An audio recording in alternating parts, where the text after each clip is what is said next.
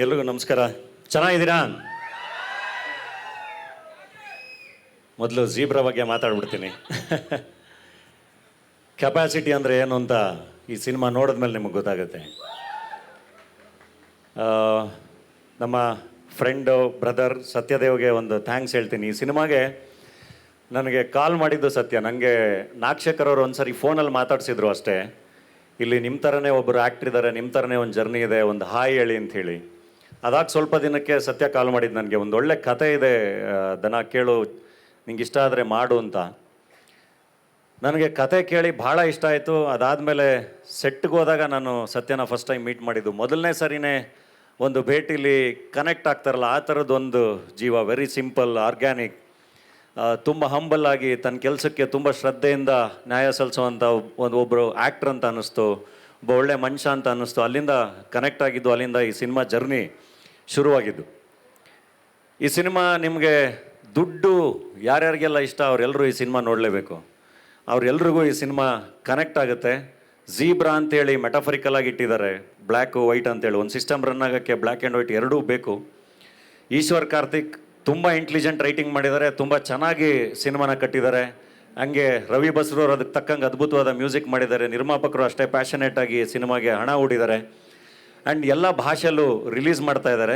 ಇಷ್ಟೆಲ್ಲ ಆ್ಯಕ್ಚುಲಿ ಬೆಂಗಳೂರಲ್ಲಿ ಇನ್ನೂ ತುಂಬ ದೊಡ್ಡದಾಗಿ ಪ್ಲ್ಯಾನ್ ಮಾಡಬೇಕಿತ್ತು ನಾವು.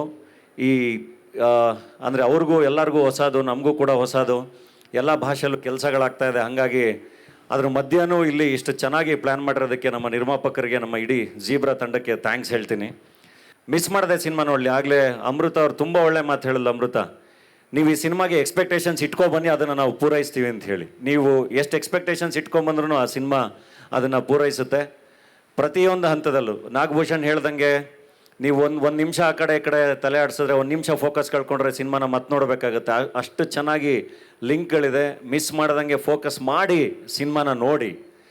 ಆ್ಯಂಡ್ ಸಿನಿಮಾ ಬಗ್ಗೆ ಯೂಶ್ವಲಿ ಒಂದು ಡಿಸ್ಕಷನ್ ರೆಗ್ಯುಲರಾಗಿ ನಡೀತಾ ಇರುತ್ತೆ. ಕನ್ನಡ ಭಾಷೆಯಲ್ಲೇ ರಿಲೀಸ್ ಮಾಡಿ, ಕನ್ನಡ ಭಾಷೆಯಲ್ಲೇ ಬೇರೆ ಭಾಷೆಯಲ್ಲಿ ಮಾಡಿರೋ ಸಿನಿಮಾಗಳನ್ನ ಕನ್ನಡ ಡಬ್ಡ್ ವರ್ಷನ್ನೇ ಜಾಸ್ತಿ ನೋಡಬೇಕು ಅಂತ. ಶಶಾಂಕ್ ಹೇಳಿದ್ದು, ನೀವು ಸಪ್ಲೈ ಮಾಡಿ ಡಿಮ್ಯಾಂಡ್ ಬಂದೇ ಬರುತ್ತೆ ಅಂತ. ಆ್ಯಕ್ಚುಲಿ ಅದು ಕರೆಕ್ಟು. ನಾನು ಇನ್ನೊಂದು ಹೇಳ್ತೀನಿ, ನೀವು ಡಿಮ್ಯಾಂಡ್ ಮಾಡಿದ್ರೆ ಸಪ್ಲೈ ಬಂದೇ ಬರುತ್ತೆ ಅಂತ. ನೀವು ಹೋಗಿ ಕನ್ನಡ ವರ್ಷನಲ್ಲೇ ಸಿನಿಮಾಗಳನ್ನ ನೋಡೋಕ್ಕೆ ಶುರು ಮಾಡಿದ್ರೆ ಸ್ಕ್ರೀನ್ಗಳಿಗೆ ಆವಾಗ ಕನ್ನಡ ವರ್ಷನ್ನ ಜಾಸ್ತಿ ಮಾಡ್ತಾರೆ. ಅದು ಬಿಟ್ಟು ನಾವು ಬೈಕೊಂಡ್ ಕೂರೋದ್ರಿಂದ ಏನೂ ಆಗಲ್ಲ. ಸೊ ತೆಲುಗು ಕನ್ನಡ ಎರಡರಲ್ಲೂ ರಿಲೀಸ್ ಆಗ್ತಾ ಇದೆ. ಕನ್ನಡದಲ್ಲೇ ನೋಡಬೇಕು ಅನ್ನೋರಿಗೆ ಈ ಸರಿ ನಾವು ಪಕ್ಕ ಕನ್ನಡ ಸಿನಿಮಾ ಅಂತಲೇ ಅನಿಸ್ಬೇಕು ಅಂತ ಹೇಳಿ ತುಂಬ ಚೆನ್ನಾಗಿ ಡಬ್ ಮಾಡಿರೋದು ನಮ್ಮ ಶಶಾಂಕ್ ಆ್ಯಂಡ್ ಟೀಮ್. ಆ್ಯಂಡ್ ಆ ಇಡೀ ಟೀಮ್ಗೆ ಥ್ಯಾಂಕ್ಸ್ ಹೇಳ್ತೀನಿ, ಪೂರ್ಣಂಗೆ. ಯಾಕೆಂದರೆ ಒಬ್ಬ ಎಮರ್ಜಿಂಗ್ ಆ್ಯಕ್ಟ್ರು, ಅಷ್ಟು ಪೊಟೆನ್ಷಿಯಲ್ ಇರೋ ಆ್ಯಕ್ಟ್ರು ಅಷ್ಟು ಈಸಿಯಾಗಿ ಇನ್ನೊಬ್ಬರಿಗೆ ತಮ್ಮ ವಾಯ್ಸನ್ನು ಕೊಡೋದು ಕಷ್ಟ. ಇಲ್ಲ, ನನಗೆ ಈ ಸಿನಿಮಾ ಇಷ್ಟ ಆಯಿತು, ನಾನು ಕೊಡ್ತೀನಿ ಅಂತ ಹೇಳಿ ಪೂರ್ಣ ವಾಯ್ಸ್ ಕೊಟ್ಟಿದ್ದು. ಥ್ಯಾಂಕ್ಸ್ ಪೂರ್ಣ. ಮರ್ಯಾದೆ ಪ್ರಶ್ನೆನ ನವಂಬರ್ 22 ರಿಲೀಸ್ ಆಗ್ತಾ ಇದೆ. All the best. ಆ ಟ್ರೈಲರ್ ಕೂಡ ತುಂಬ ಚೆನ್ನಾಗಿದೆ, ತುಂಬ ಒಳ್ಳೆಯದಾಗಲಿ. ಅಟ್ ಎ ಟೈಮ್ ಸಿನಿಮಾಗಳು ಚೆನ್ನಾಗಿದ್ದಾಗ 2-3 ಸಿನಿಮಾಗಳೆಲ್ಲ ಒಟ್ಟೊಟ್ಟಿಗೆ ಪ್ರೇಕ್ಷಕರು ನೋಡಿದ್ದಾರೆ. ಎರಡೂ ಸಿನಿಮಾಗಳನ್ನೂ ತುಂಬ ಚೆನ್ನಾಗಿ ನೋಡಲಿ. ಆ್ಯಂಡ್ ಸ್ಪರ್ಶ ಇರ್ಬೋದು. ಆ್ಯಂಡ್ ಇನ್ನೊಂದು ಸ್ಪೆಷಲ್ ಮೆನ್ಷನ್ ಮಾಡಲೇಬೇಕು, ನವೀನ್ ಕೃಷ್ಣ ಅವರು. ಸುನೀಲ್ ಅವ್ರಿಗೆ ವಾಯ್ಸ್ ಕೊಟ್ಟಿರೋದು ನಮ್ಮ ಕನ್ನಡದ ಇನ್ನೊಬ್ಬರು ಅದ್ಭುತ ಕಲಾವಿದರು ನವೀನ್ ಕೃಷ್ಣ ಅವರು. ಅವ್ರಿಗೊಂದು ಸ್ಪೆಷಲ್ ಥ್ಯಾಂಕ್ಸ್. ಬಂದು ತುಂಬ ಖುಷಿಯಾಗಿ ಡಬ್ಬಿಂಗ್ ಮಾಡಿಕೊಟ್ಟು ಹೋದರು. ಆ್ಯಂಡ್ ಕನ್ನಡಕ್ಕೆ ಡಬ್ ಮಾಡಿದ ಇಡೀ ತಂಡಕ್ಕೆ ಧನ್ಯವಾದಗಳು. ಇನ್ನು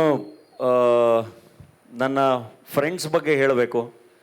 ನನಗೆ ಗೊತ್ತಿಲ್ಲ, ಎಲ್ಲಿಂದ ಎಲ್ಲಕ್ಕೆ ಕರೆದ್ರು ಇವತ್ತು ನನಗೋಸ್ಕರ ಯಾವಾಗಲೂ ಬಂದು ನಿಂತಿದ್ದಾರೆ. ಇಲ್ಲ, ಅವರು ಮಾತಾಡಿದ್ದು, ನನ್ನ ಬಗ್ಗೆ ಮಾತಾಡಿದ್ದು ತುಂಬ, ಅದು ನನಗಲ್ಲಿ ಕೂತ್ಕೊಂಡು ತುಂಬ ದೊಡ್ಡ ವಿಷಯಗಳು ಅಂತ ಅನಿಸುತ್ತೆ. ನನಗೋಸ್ಕರ ಅವರೆಲ್ಲ ಯಾವಾಗಲೂ ಬಂದಿದ್ದಾರೆ. ನವೀನ್ ಶಂಕರ್ ಇರಲಿ, ಸಪ್ತಮಿ, ಅಮೃತ, ಸತೀಶ್, ನಾಗಭೂಷಣ್, ಪೂರ್ಣ, ಇನ್ನೂ ಸಾಕಷ್ಟು ಜನ ಗೆಳೆಯರಿದ್ದಾರೆ. ನನಗೋಸ್ಕರ ಯಾವತ್ತೂ ನೀವು ಬಂದಿದ್ದೀರಿ. ಇಲ್ಲಿಂದ ದಾವಣಗೆರೆಗೆ ಬಂದಿದ್ದೀರಾ, ಊರಿಗೆ ಬಂದಿದ್ದೀರಾ. ನಾನು ಒಂದೊಳ್ಳೊಳ್ಳೆ ಸಿನಿಮಾ ಕರೆದಾಗೆಲ್ಲ ಬಂದಿದ್ದೀರಾ. ಐ ಡೋಂಟ್ ನೋ, ನನಗೆ ಥ್ಯಾಂಕ್ಸ್ ಹೇಳೋಕ್ಕೆ ಗೊತ್ತಿಲ್ಲ. ಬಟ್ ಒಂದಂತೂ ಪ್ರಾಮಿಸ್ ಮಾಡ್ತೀನಿ, ನೀವು ಯಾವತ್ತೇ ಎಲ್ಲಿ ಕರೆದ್ರು, ಏನಕ್ಕೆ ಕರೆದ್ರು, ನಾನು ಇದ್ದೇ ಇರ್ತೀನಿ ಜೊತೆಗೆ. Thanks for that. ನಾನು ಯಾವಾಗಲೂ ಹೇಳ್ತಾ ಇರ್ತೀನಿ, once A family is always A family ಅಂತ. ಅದರಲ್ಲಿ ಜಗಳಗಳಾಗುತ್ತೆ, ಅದರಲ್ಲಿ ಸರಿ ತಪ್ಪುಗಳಾಗುತ್ತೆ. ಅದೆಲ್ಲದನ್ನು ಮತ್ತೆ ತಿದ್ಕೊಂಡು ಮತ್ತೆ ಜೊತೆಯಾಗಿ ಎಲ್ಲರೂ ಮುನ್ನಡೆಯೋದು ತುಂಬ ಇಂಪಾರ್ಟೆಂಟು. ಇವತ್ತು ಆ ಥರದ್ದು ನಮ್ಮ ಕುಟುಂಬಕ್ಕೆ ಅಲ್ಲಿಂದ ಸತ್ಯದೇವ್ ಕೂಡ ಬಂದಿದ್ದಾರೆ. ಸೊ ಅವರು ಕೂಡ ನಮ್ಮ ಫ್ಯಾಮಿಲಿನೇ. ಆ್ಯಂಡ್ ವಿಜಯ್ ಸರ್ ಬಗ್ಗೆ ಅವರು ಹಿರಿಯರು, ಆ ಪ್ರೀತಿ, ಆ ಗೌರವ ಅದು ಯಾವಾಗಲೂ ಇದ್ದೇ ಇರುತ್ತೆ. ಅದನ್ನು ಮೀರಿ ಅವರು ತುಂಬ ಒಳ್ಳೆ ಇಲ್ಲ ನಾನು ಅಲ್ಲಿಗೆ ಬರ್ತಾ ಇದ್ದೆ. ಸೊ ನಾನು ಹೇಳ್ತಿರೋದು, ಸೀನಿಯಾರಿಟಿ ವೈಸ್ ಆಗಲಿ ಅಥವಾ ಎಕ್ಸ್ಪೀರಿಯನ್ಸ್ ವೈಸ್ ಆಗಲಿ ಎಲ್ಲದರಲ್ಲೂ ಅವರು ದೊಡ್ಡವರು. ಬಟ್ ತುಂಬ ಪರ್ಸ್ನಲ್ ಆಗಿ ಯಾವಾಗಲೂ ತುಂಬ ಒಳ್ಳೆ ಫ್ರೆಂಡ್ ಅವರು. ಏನಕ್ಕಾದರೂ ಇಮಿಡಿಯೇಟಾಗಿ ಕಾಲ್ ಮಾಡ್ಬೋದು, ಏನನ್ನಾದರೂ ಜೊತೆಗೆ ಹಂಚ್ಕೋಬೋದು, ಆ ಥರದ್ದು ತುಂಬ ಒಳ್ಳೆ ಫ್ರೆಂಡು. ಇವತ್ತು ನಾನು ಹೇಳಿದೆ, ಸರ್ ಅಲ್ಲಿ ಚಿರಂಜೀವಿ ಸರ್ ಬಂದು ಮಾಡಿದ್ದಾರೆ, ಇಲ್ಲಿ ನೀವು ಬಂದು ಮಾಡಿಕೊಡ್ಬೇಕು. ಅಲ್ಲಿಂದ ಎಲ್ಲ ನಾವು ತೆಲುಗುಯಿಂದನೂ ಎಲ್ಲ ಬಂದಿರ್ತಾರೆ, ಸತ್ಯದೇವ್ ಎಲ್ಲ ಬಂದಿರ್ತಾರೆ, ಒಂದು ಎಕ್ಸ್ಪೆಕ್ಟೇಷನ್ಸ್ ಇರುತ್ತೆ ನಮ್ಮ ಕಡೆಯಿಂದ, ದೊಡ್ಡವ್ರು ಯಾರಾದರೂ ಇರಲೇಬೇಕು ಅಂತ. ಇನೋವೇಟಿವ್ ಫಿಲ್ಮ್ ಸಿಟಿಲಿ ಶೂಟಿಂಗ್ ಮಾಡ್ತಾ ಇರ್ತೀನಿ, ಹೆಂಗೆ ಬರೋದು, ಲೇಟ್ ಆಗಿಬಿಡುತ್ತಲ್ಲ, ಮೆಟ್ರೋದಲ್ಲಿ ಬಂದ್ಬಿಡ್ಲಾ ಅಂತ. ಅವರು ಇಷ್ಟು ದೂರ ಬರೋಕ್ಕೆ ನಾನು ಮೆಟ್ರೋದಲ್ಲಿ ಬಂದ್ಬಿಡ್ತೀನಿ, ಅಲ್ಲೆಲ್ಲರೂ 10 ಸ್ಟಾಪಿಂದ ಪಿಕ್ ಮಾಡಿಸು ಅಂತ. ಅಂದರೆ ಜೊತೆಗೆ ನಿಂತ್ಕೋಬೇಕು ಅಂದಾಗ ಅಷ್ಟು ಚೆನ್ನಾಗಿ ಜೊತೆಗೆ ನಿಂತ್ಕೊಳ್ಳೋದು. ಸೊ ಅವ್ರಿಗೆ ನಾನು ಹೆಂಗೆ ಥ್ಯಾಂಕ್ಸ್ ಹೇಳಬೇಕು ಗೊತ್ತಿಲ್ಲ. ಮೊನ್ನೆನೂ ಅಷ್ಟೇ ಒಂದು ಇನ್ಸಿಡೆಂಟ್ ಆದಾಗ, ಇಲ್ಲದನ್ನು ಬಾ ಹೋಗಿ ಬರೋಣ ಅಂತ ಹೇಳಿ ಅವರೇ ಬೆಳಗಿಂದ ಸಂಜೆವರೆಗೂ ನಮ್ಮನ್ನು ಜೊತೆಗೆ ನಿಲ್ಲಿಸ್ಕೊಂಡು ಅದೆಲ್ಲದನ್ನು ಸಾಲ್ವ್ ಮಾಡಿ ಮುಗಿಸ್ಬಿಟ್ಟು ಬಂದರು. ಸರ್ ಸ್ಪೆಷಲ್ ಥ್ಯಾಂಕ್ಸ್ ಸರ್ ಅದಕ್ಕೆಲ್ಲದಕ್ಕೂ. ಯಾಕೆಂದರೆ ಕೆಲವೊಂದು ಪರಿಸ್ಥಿತಿಗಳಲ್ಲಿ ಅನುಭವ ಇಲ್ಲ ಅಂದಾಗ ನಮಗೆ ನಿಭಾಯಿಸೋದು ಕಷ್ಟ ಆಗುತ್ತೆ. ನಾವೇನೇ ಎಷ್ಟೇ ಮೆಚ್ಯೂರ್ಡಾಗಿ ಬಿಹೇವ್ ಮಾಡ್ಬೋದು, ಮಾತಾಡ್ಬೋದು ಎಲ್ಲ, ಬಟ್ ಅನುಭವ ಇದೆಯಲ್ಲ ತುಂಬ ಇಂಪಾರ್ಟೆಂಟ್ ಆಗುತ್ತೆ. ಅವರ ಅನುಭವ ತುಂಬ ಸರಿ ಬೇರೆ ಬೇರೆ ವಿಷಯಗಳಲ್ಲಿ ತುಂಬ ಚೆನ್ನಾಗಿ ನಮಗೆ ನಿಂತಿದೆ. ನಾನು ಇವತ್ತಿಗೂ ನೆನೆಸ್ಕೋತೀನಿ. ನನಗೆ ಮೊನ್ನೆ ಬೈರತಿ ರಣಗಳಲ್ಲಿ ಮಾತಾಡಬೇಕಾದ್ರೂ ನೆನಪಾಗ್ತಾ ಇತ್ತು, ನಮ್ಮ ಬಡವ ರ್ಯಾಸ್ಕಲ್ಗೆ ಎಷ್ಟು ಪರ್ಸ್ನಲ್ಲಾಗಿ ಎಲ್ಲರೂ ಬಂದು ನಿಂತ್ಕೊಂಡು ಅವತ್ತು ಈವೆಂಟ್ನ ಎಷ್ಟು ಸಕ್ಸಸ್ಫುಲ್ ಮಾಡಿದ್ರು. ಆ್ಯಂಡ್ ಪರ್ಸನಲ್ಲಾಗಿ ಆ ಸಿನಿಮಾ ಗೆಲ್ಲಬೇಕು ಅಂತ ತುಂಬ ಚೆನ್ನಾಗಿ ನಿಂತ್ಕೊಂಡ್ರು. ಅದೆಲ್ಲದು ಅದ್ರ ಬಗ್ಗೆ ಮಾತಾಡೋಕ್ಕೆ ಐ ಡೋಂಟ್ ನೋ. ಅಂದರೆ ಏನಪ್ಪ ಇವನು ಪ್ರತಿ ಸರಿ ಎಲ್ಲರ ಬಗ್ಗೆನೇ ಹೆಂಗೆ ಮಾತಾಡ್ತಾನೆ ಅಂತ ಅನಿಸುತ್ತೆ. ಬಟ್ ಹಂಗಲ್ಲ ಅದು. ಅಂದರೆ ಸಂಬಂಧಗಳನ್ನ ಯಾವಾಗಲೂ ಸೆಲೆಬ್ರೇಟ್ ಮಾಡಬೇಕು. ಹಾಗಾಗಿ ನನಗೆ ಅವಕಾಶ ಸಿಕ್ಕಾಗೆಲ್ಲ ಅವರವರ ಕಾಂಟ್ರಿಬ್ಯೂಷನ್ಗಳನ್ನ ನನಗೆ ಹೇಳಬೇಕು ಅನಿಸುತ್ತೆ. ಆ್ಯಂಡ್ ಇವನ್ ಸತೀಶ್ ಯಾವಾಗಲೇ ನಾವೆಲ್ಲ ಗೆಲ್ಬೇಕಣೋ ಎಲ್ಲ ಗೆಲ್ಬೇಕಣೋ ಅಂತ. ಸೊ ಇವತ್ತಿಲ್ಲಿ ಬಂದಿರೋರು ಎಲ್ಲರೂ ತುಂಬ ಸ್ಕ್ರ್ಯಾಚಿಂದ ಬಂದು ಇಲ್ಲಿವರೆಗೂ ನಿಂತಿರೋರೇನೆ. ತುಂಬ ಸ್ಕ್ರ್ಯಾಚಿಂದ ಬಂದು ಏನೂ ಇಲ್ದಲ್ಲ ಎಲ್ಲಿಂದನೋ ಬಂದು ಇಲ್ಲಿವರೆಗೂ ಒಂದು ಜರ್ನಿ ಮಾಡಿ. ನೋಡಿ, ಸಪ್ತಮಿ ಪ್ಯಾನ್ ಇಂಡಿಯಾ ಆ್ಯಕ್ಟರ್ ಆಗಿದ್ದಾಳೆ. ಅಮೃತ ಸಣ್ಣ ಪಾತ್ರನೇ ಮಾಡಿದ್ರು ತುಂಬ ಚೆನ್ನಾಗಿ ಝೀಬ್ರಾದಲ್ಲಿ ಮಾಡಿದ್ದಾರೆ. ಇನ್ನೂ ಅವಕಾಶಗಳು ಓಪನ್ ಆಗುತ್ತೆ. ಆ್ಯಂಡ್ ಪೂರ್ಣ ಒಂದು ತೆಲುಗು ಸಿನಿಮಾದಲ್ಲಿ ಆ್ಯಕ್ಟ್ ಮಾಡ್ತೀಯಾನೆ. ನಾಗಭೂಷಣ್ ವಿದ್ಯಾಪತಿಯಾಗಿ ಮತ್ತೆ ಆ್ಯಕ್ಷನ್ ಹೀರೋ ಆಗಿ ಬರ್ತಾ ಇದ್ದಾರೆ. ಸತೀಶ್ ಅವರು ಅಶೋಕ ಬ್ಲೇಡ್ ಅಂತೇಳಿ ಒಂದು ಪ್ಯಾನ್ ಇಂಡಿಯಾ ಸಬ್ಜೆಕ್ಟ್ ಇಟ್ಕೊಂಡು ರೆಡಿ ಆಗ್ತಾ ಇದ್ದಾರೆ. ಸೊ ನವೀನ್ ಶಂಕರ್ ಬಲಿಯಾಗಿ ಮಿಂಚಿ ಸಾಲಾರ್ಗೋಗಿ ಪಂಡಿತಾಗಿ ಮೆರೆದು ಈಗ ಮತ್ತೆ ಇಲ್ಲಿ ಶಿವಣ್ಣನ ಜೊತೆ ಸಿನಿಮಾದಲ್ಲಿ ಮತ್ತೆ ಒಂದು ಅದ್ಭುತವಾದ ಪಾತ್ರದಲ್ಲಿ ಮಾಡ್ತಾ ಇದ್ದಾನೆ. ಆಗಲೇ ಸತ್ಯದೇವ್ ಹೇಳ್ದಂಗೆ ನನಗೆ ಎಲ್ಲರ ಪಿಕ್ಚರು ಪ್ರೊಡ್ಯೂಸ್ ಮಾಡ್ಕೊಂಡು ನಾನೇ ದುಡ್ಡು ಮಾಡ್ಕೋಬೇಕು ಅಂತ ಆಸೆ. ಯಾಕೆಂದರೆ ಎಲ್ಲರೂ ಅಷ್ಟು ಅದ್ಭುತವಾದ ಟ್ಯಾಲೆಂಟ್ಗಳು. ಅವಕಾಶ ಸಿಕ್ಕರೆ ಖಂಡಿತ ಅದನ್ನು ಮಾಡ್ತೀನಿ. ಆ್ಯಂಡ್ ಇನ್ನೊಂದು ಈ ವೇದಿಕೆಯಲ್ಲಿ ಇನ್ನೊಂದು ಹೇಳಬೇಕು, Vijay sir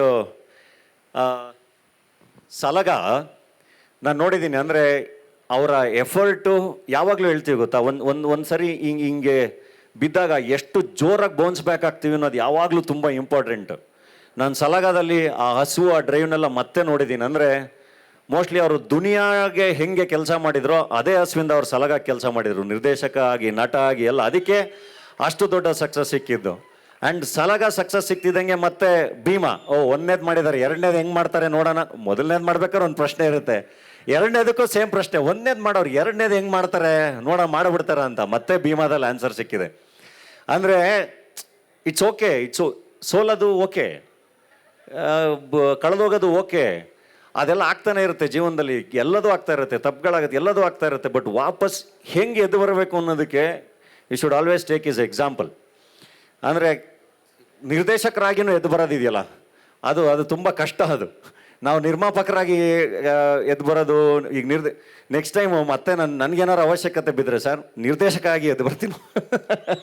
you are the example for that. So ಹಂಗಿವತ್ತು ಎಲ್ಲರೂ ಈಗ ಸತ್ಯದೇವ್ ಹೇಳ್ದಂಗೆ, ಸತ್ಯದೇವ್ದು ಸೇಮ್ ಜರ್ನಿ. ಒಂದು ಸಣ್ಣ ಸಣ್ಣ ಪಾತ್ರಗಳನ್ನ ಮಾಡಿ, ವಿಲನ್ನಾಗಿ ಮಾಡಿ, ಅಲ್ಲಿಂದ ಬಂದು ಜೊತೆಗೆ ಪ್ಯಾರಲಲ್ ಆಗಿ ಹೀರೋ ಆಗಿ ಮಾಡಿಕೊಂಡು ಬಂದು ನಿಂತ್ಕೊಳ್ಳೋದಿದೆಯಲ್ಲ, ಅದೊಂದು ಅದ್ಭುತವಾದ ಎಕ್ಸ್ಪೀರಿಯನ್ಸ್, ಅದ್ಭುತವಾದ ಜರ್ನಿ. ಸತ್ಯ ಕೂಡ ಅದೇ ಥರದೊಂದು ಜರ್ನಿ ಮಾಡ್ಕೊಂಡು ಇಲ್ಲಿವರೆಗೂ ಬಂದಿರೋದು. ಸೊ ಇವತ್ತೆಲ್ಲ ಸೇರಿಕೊಂಡು ಝೀಬ್ರಾ ಅನ್ನೋ ಒಂದು ಸಿನಿಮಾನ ನಿಮ್ಮ ಮುಂದೆ ತರ್ತಾ ಇದ್ದೀವಿ. ಅದಕ್ಕೆ ಸಪೋರ್ಟ್ ಮಾಡೋಕ್ಕೆ ಎಲ್ಲರೂ ಬಂದಿದ್ದಾರೆ. ಸಿನಿಮಾ ನೋಡಿ, ಸಿನಿಮಾ ನೋಡಿ ಖಂಡಿತ ನಿಮಗೆ ತುಂಬ ಇಷ್ಟ ಆಗುತ್ತೆ ಅಷ್ಟೇ. ಐ ಥಿಂಕ್ ತುಂಬ ಮಾತಾಡಿದೆ ಅನ್ಸುತ್ತೆ. Thanks everyone. ಯಾರನ್ನಾರು ಮಿಸ್ ಮಾಡಿದರೆ ಡೈಲಾಗಿಂದಾನೇ ಶುರು ಮಾಡೋದಲ್ಲ, ಜೀಬ್ರಾದ ಹೇಳ್ಬಿಟ್ಟು.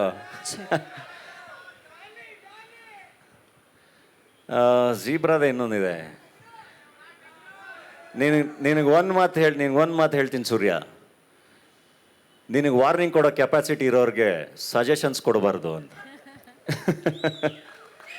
ಲವ್ಲಿ. ಅಂಕಲ್ನ ಹೊಡಿತೀನಿ ಸುಬೇ.